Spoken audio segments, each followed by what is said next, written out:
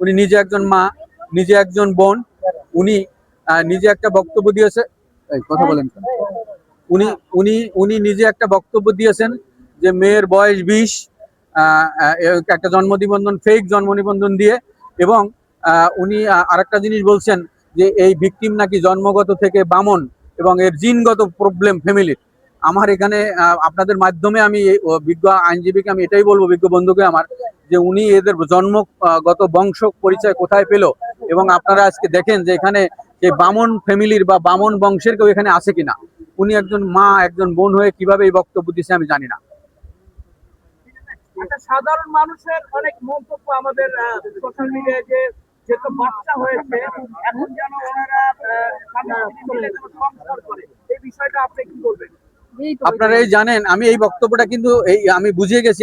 আমি আবারও বলি আপনাকে, যেহেতু আমাদের দেশে 18 বা 18 না হলে কোনো আইন এই বিয়ে পারমিট করে না, রেজিস্ট্রি হয় না।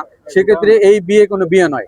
রেজিস্ট্রি বিয়ে ছাড়া আমাদের দেশে নোটারি করে এই যে কোর্ট ম্যারেজ যেটাকে বলে আমরা সাধারণের ভাষায়, এরকম বিয়ে বলতে কোনো বিয়ে নাই।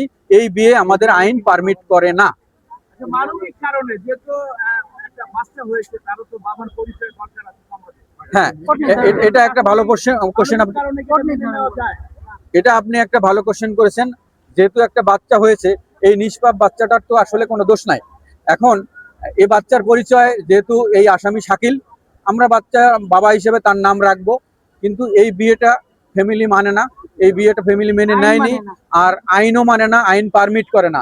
যেহেতু নিষ্পাপ শিশুর কোনো দোষ নেই, সেহেতু বাবা হিসেবে তার নামটা আমরা রাখবো। আপাতত সিঙ্গেল মাদার হিসেবে এই মেয়ে ভিকটিম এবং তার পরিবার তাকে মানুষ করবে। সর্বশেষ শাকিলের ভিকটিম এবং তার পরিবার তার একবার মানে তার বিচার চাচ্ছে, বিচার চাইয়ে বিজ্ঞ আদালতে আজকে মামলা দায়ের করেছেন।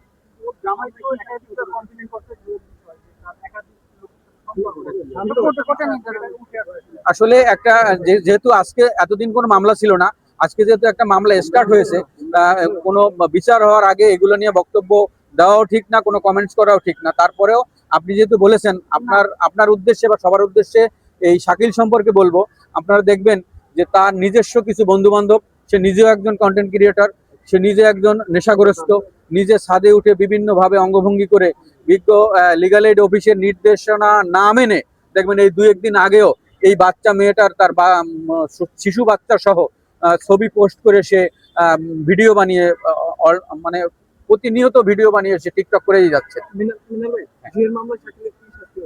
এই মামলায় নতুন যে আইনটা হয়েছে, এই আইনের মাত্র দুটোই সাজা, মানে সর্বনিম্ন যাবজ্জীবন এবং সর্বোচ্চ মৃত্যুদণ্ড। এর বাইরে কোনো সাজা এই আইনে নাই।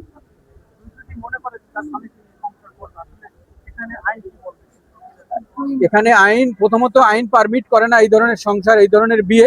কিন্তু এখানে তার ফ্যামিলি মনে করতেছে না যে এই ছেলের হাতে দেবে, কারণ ছেলের যেহেতু একটা ভবঘুরে, বেকার, লাফাঙ্গা এবং নেশাগ্রস্ত, তার কাছে এই মেয়ে বিয়ে দেওয়ার মতো কোনো অবস্থাতেই সম্ভব না।